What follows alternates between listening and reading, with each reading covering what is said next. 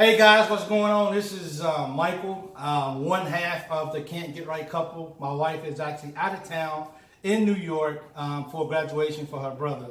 But I'm really thrilled today because we have a special guest today that is, for being married, a lot of times the married couples, they don't really have their finances together. So because of that, marriages break up, homes destroyed, and there's so many different things that actually truly happen. And so I actually have a friend, Damon Jennings. He's actually going to just kind of talk about, the importance of, planning and, getting the finances right for marriages and stuff like that. Not just for today, but for the long run and everything. So welcome to the show. He's actually the first guest we've actually ever had on the show. So wow. So I'm honored. I'm honored to have our first guest. Wow, I didn't know that. Now, Yes. No pressure, right? No pressure at all. It's just why do you think so many couples or marriages don't actually really address the finances like it really should be?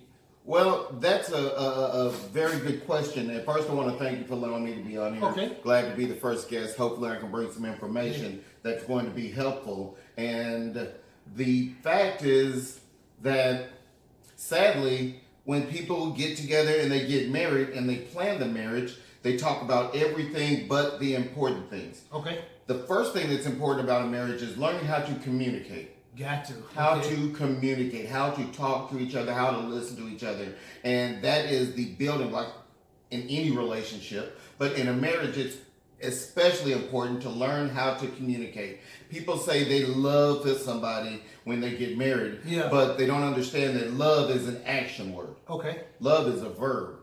It takes work. It does. It takes a lot of work. I know you've been married 20 years. 20 years. I'm going on 19 in March. Well, hey, baby, love you. Congratulations to you. Yes, but anytime you reach that 10 plus year mark, you know that it's work. You have to continually learn how to have a happy marriage. Absolutely, yeah. You have to, in my opinion, you have to actually plan to have a happy marriage. You have to work on it, and it has to be your daily mindset that we're going to be happy. So what do we have to do as a couple to be happy? So in the worst of times, that's ultimately important. Yeah. And you have to remember that. However, communication takes a lot of forms, but the most important communication, if you ask me, is having that conversation about finances, about money, about what your thoughts are, what your beliefs are.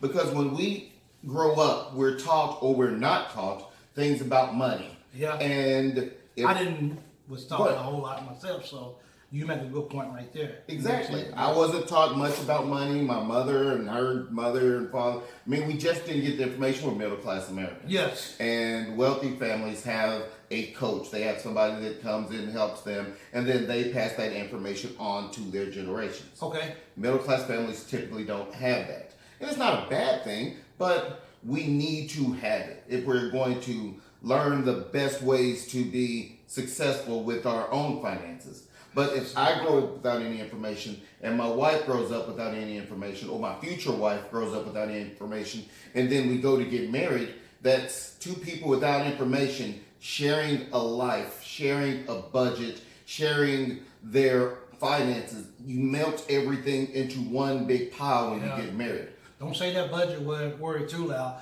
Some people don't like to hear that word budget, but it's needed though. It's needed. It really is. Needed. Yep. And if you don't have a budget, then you're flying by the seat of your pants.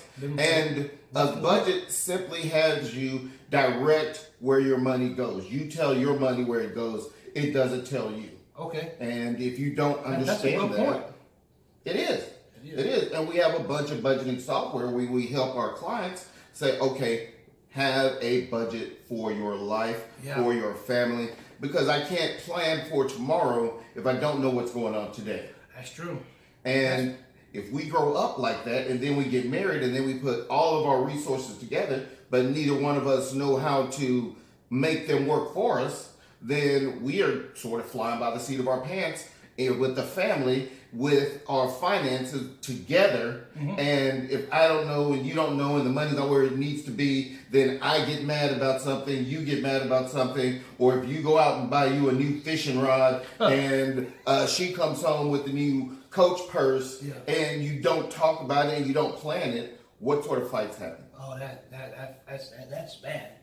That is. So I mean, it's just like, you know, the Bible even talks about being evenly yoked. You know what I'm saying? Exactly. So if you have one that, you know, and that means to be equally yoked all the way around, full circle. Yes. So therefore, because of that, it even needs to be with the finances. You don't need one person to be way up here. You need people to be even on the same page. Yes. You know, their knowledge and where they're going as a couple, as a family, in order to make sure that their money is working for them. You know what I'm saying? And to make them Yeah. successful, And- and to eliminate fights. Like you led with, 90% of arguments, disagreements in marriages are because of what? Finances. Money. Yep.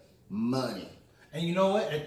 That's funny that you mentioned that, because even when arguments start over finances, you might start fussing over finances and you guys have never, then that allows a person to go out and start doing other things because that was the root of the problem. Well, me and her, that's all we ever do is fight.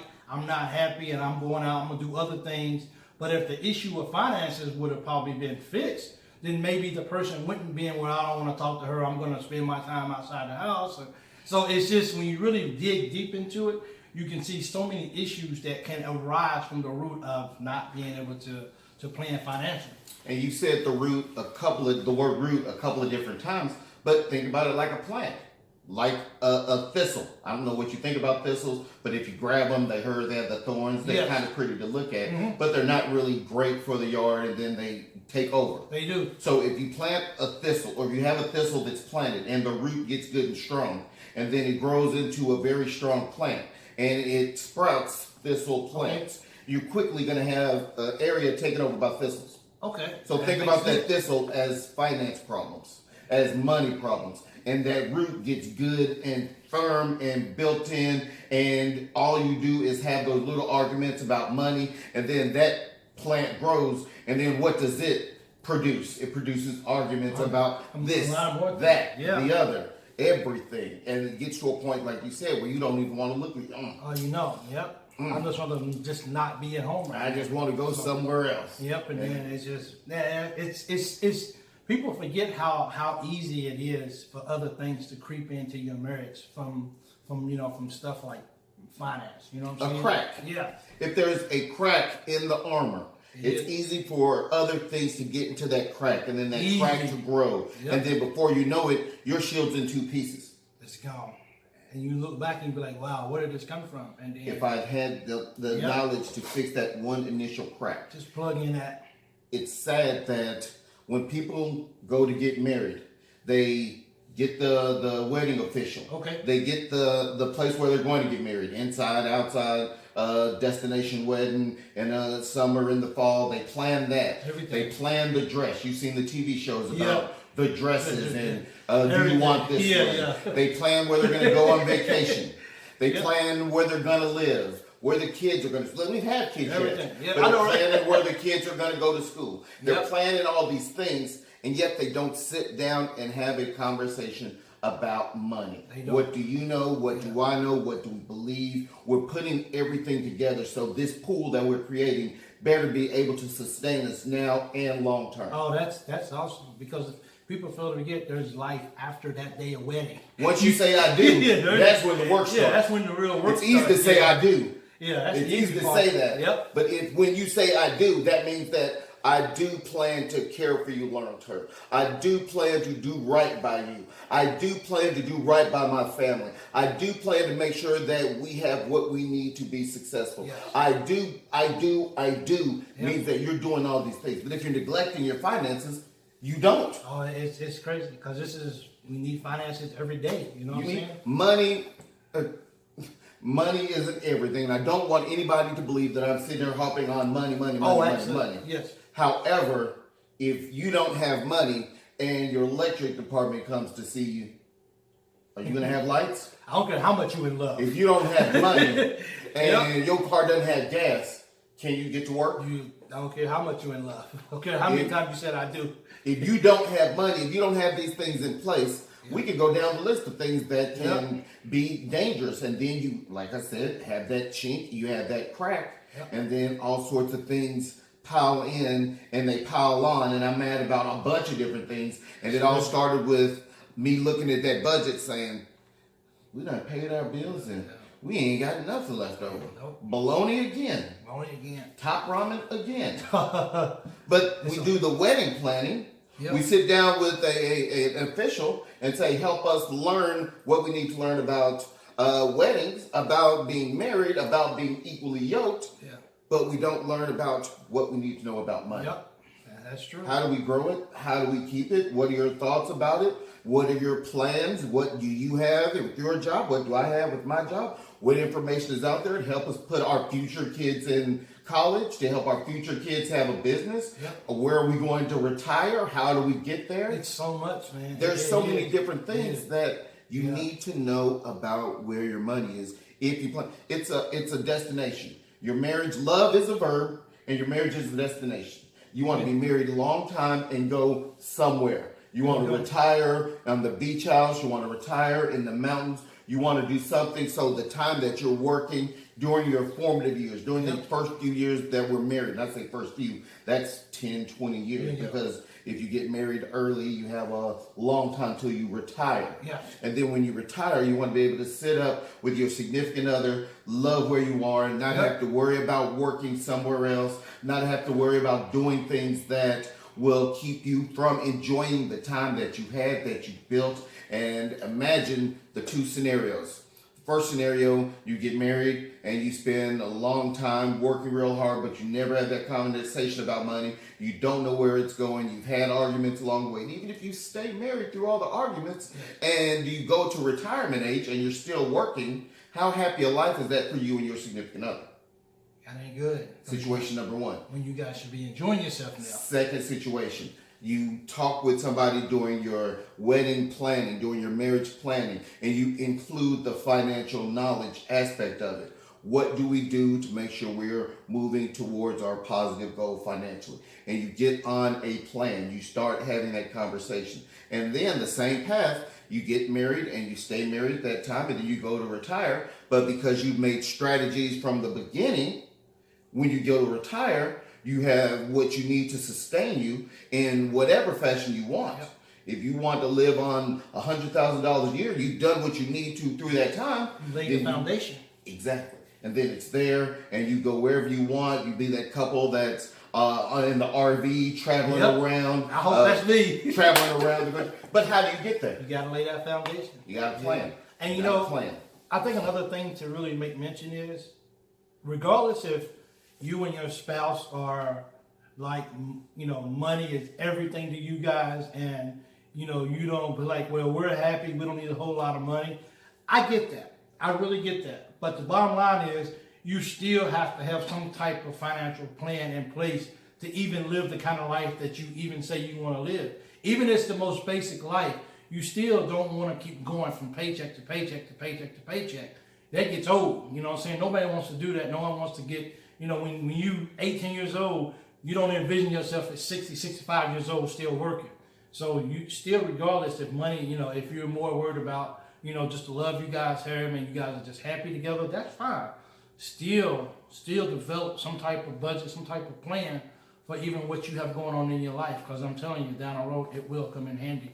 I have a question for you. So was there like a changing moment in your life that really woke you up and you said, hold up, something's not right here. I need to refocus my life. I need to get my finances in better shape. I need to work out my finances. There was a huge moment, and you said a couple of different things that I want to touch on while we have the time. Okay. Especially about growing and being able to retire and not working when you're in your 60s. But that is kind of what led me down this journey, down this path, and made this my mission. Okay. Because growing up, like I said, I wasn't taught about money. I didn't know anything. And I did the traditional, go to college, get you a good job, and you get a 401k with that job, and then that's supposed to take you into retirement. Okay. I didn't know anything about the 401k. I didn't know anything about how it worked. The HR person said, fill out this these questions. Yep. Oh, you're in the blue box. And now you feel good because you What's got in a the blue? 401. Exactly. Yes. I got a 401k. I'm good now. I showed you. I got a 401k. I have a portfolio. Yes, a 401k. No.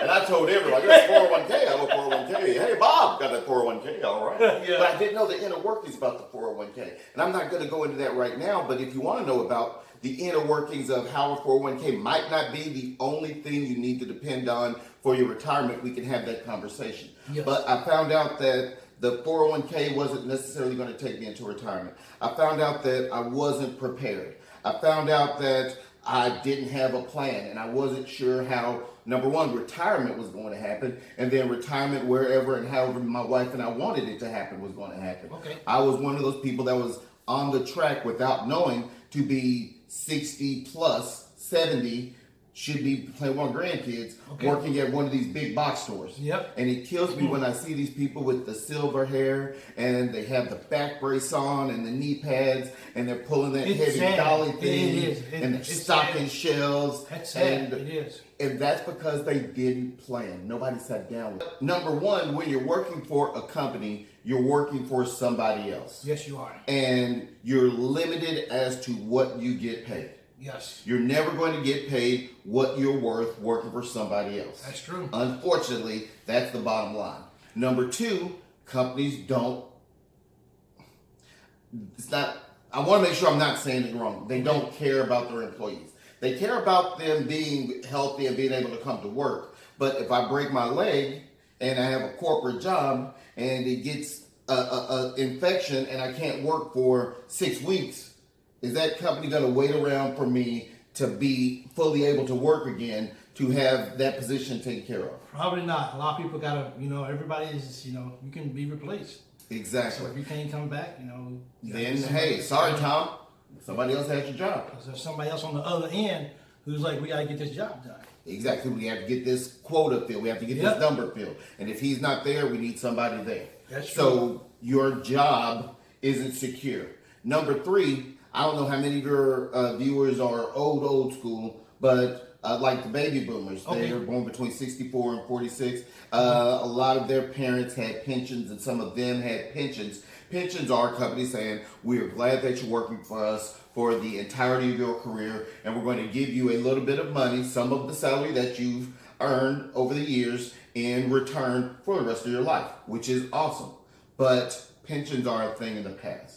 Okay. The baby boomers got out of pensions and into 401ks, and the companies, the corporations, had the shift of making sure that their employees had a retirement on their budget to making sure that the employees took care of it themselves. Yeah. And the 401k was introduced, and it was billed as a way for you to put money for yourself, and you're not depending on anything, and it's you, and we have these great companies, and we built it up, and we're doing this because we love you, and we're here for you, and we want you to be happy. However, if I'm not paying you, if you're putting your own money into your own plan, how much does that free up for my capital, for my budget as a business? Not a lot.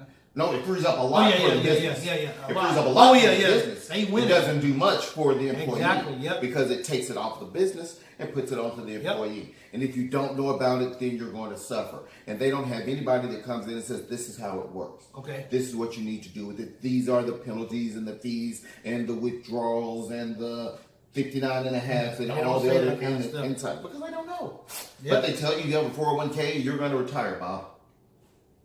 And then you get that feeling like you're going to be able to retire. The company loves me. They provided a 401k. And they even matched a little bit. So they love me. Great. I'm going to keep on working. And then I work and work and work and work and work. And then I go to retire. And I realize, based on the structure, that 401k is not going to take me to my golden years and into my final moments and leave a legacy for my family and have my children and their children a foundation, a rock to start off for financial success. Yep, that's true. You get that 401k, you open the envelope, and it looks more like a 104k or a 204k. And, okay, baby, what do we do? I got one, you got one, it's not going to be enough. And we aren't going to be able to travel like we want to. We aren't going to be able to help the kids start their businesses. I know that sometimes in marriages, the father of the bride pays for the wedding, but if the father of the bride is broke, then the wedding couple is going to go into debt for these loans to pay for this wedding, $20,000 for a wedding, and then you aren't talking about how we're going to make this work, and then you get down that path to retirement with the 401k, and it's a vicious circle, and you end up in your retirement years having to work real hard, not having time to appreciate and love the time and the person that you've built with, and the arguments can still happen. The arguments can still be there because we don't have the money to do what we want to do. We don't have the money to travel. I don't have the money for my medication. People do it every day, man. They don't have medication is going up. That's a big business now. Yes, and as we get older, our cost of living isn't going down. It's going to go up. It's going to go up. What we spend is going up, Yep. but your income is going down. Going down. Yep. It's not totally eliminated. That is true. And if you haven't put something together to offset that, if you're not hedging against loss, if you're not hedging against not being able to retire, then you're going to get to that point and you're like, well, what do we do now? Okay. And then you know what the answer is? Can I see your receipt? Yeah, that's it. Well, can I stock these shelves? Yep. And it's sad. But it all starts with money. And it all starts with having that conversation about money. When you say, I do, or I will, even before you say I do. Yep. When you say yes, I get on my knee and I open that box and I show you that ring. Baby, will you marry me? The first question that she should ask is, hold up, did you buy that ring on credit? Or did you save up? How did we get to this ring? Because this is a very important financial decision that you're making. And if I'm making it with you, then I want to know whether you're thinking that credit's going to be the way, whether you put the money away for this, whether this is something that we can afford or that you can afford. And let's look at making sure that this isn't going to be the initial crack in that foundation that we're building. Because if it is, then yes, let's get married. Oh, that's great. And then that crack grows and divide grows. Yep. And grows. Well, you know it. There's a client that one of my colleagues had, and when they sat down and done the budget, the plan, there was a shortfall of a couple of $1,000. And on paper, it said this. But in reality, because we say, well, this is the information you gave us. Does this look right? No, it looks like about $500 short. We are down $500 somewhere. Yeah. And it's like, well, where is it? And unfortunately, the wife had to say, well, I have this credit card that you didn't know about. The truth, see? Yeah. People got to be honest about that stuff. Man. And what kind of problem does that have? What kind of problem does that start? You had a credit card I didn't know about, and you've been spending it, and now we have $500 in the hole, and I'm making the money, and you're spending it, and you can see how that spirals out of control. There you go. But if you had that conversation when, will you marry me?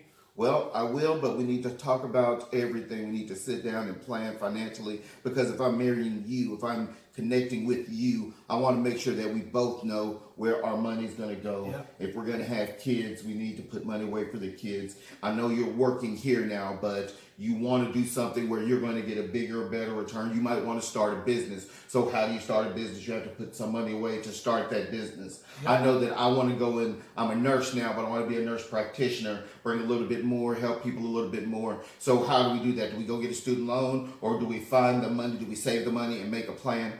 These are all the things, right? When you say, will you marry me? Those are the questions that need to come right after that. Honesty and communication. Honesty and communication about the right things. There's enough classes and stuff out here, for people to take, books and stuff like that. So I mean, even you just gotta educate yourself, people. You really do. And as a couple, you really want to educate yourself so you guys can know. So. Hey, we really appreciate you. I appreciate that. I wanted to. You said there's plenty of information out there. Yeah. There are plenty of books out there. However, we know that most people aren't going to go to a book. Exactly. So you need a coach. Like when you work out, you need a coach.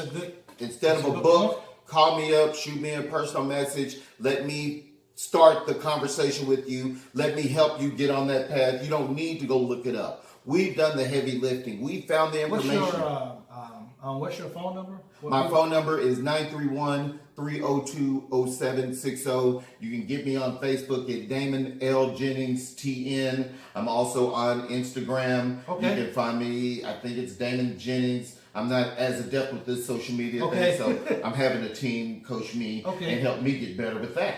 So if you're not good with something, you need a coach. Okay. You could just update me with that when you know for sure what it is for sure. And I certainly will. And I'll just add that to the description too, so people actually know really how to really contact you. So appreciate you guys tuning in today. I think we got some good things out of Mr. Jennings. And I mean, the bottom line is what he's trying to get to is just have a plan, people. Because if you don't plan, then you're probably going to fail. And so just plan and just be smart about it. If you don't plan, if you fail to plan, then you plan to fail. There you go. So you heard that from the guy. That's Mr. Jennings. That is good. Well, I certainly appreciate it. No problem. And thank you for coming on. Thank you for taking time out of your busy Look forward day, to doing more with you guys. to coming out and doing that. So, and I actually look forward to listening to this with my own wife. So Me too. you know what I'm saying? She might think, oh, you got some sense. Oh yeah, he got some. But yeah, thank you guys for tuning in. And this has been the Can't Get Right Couple -1. Thank you guys. Thank you.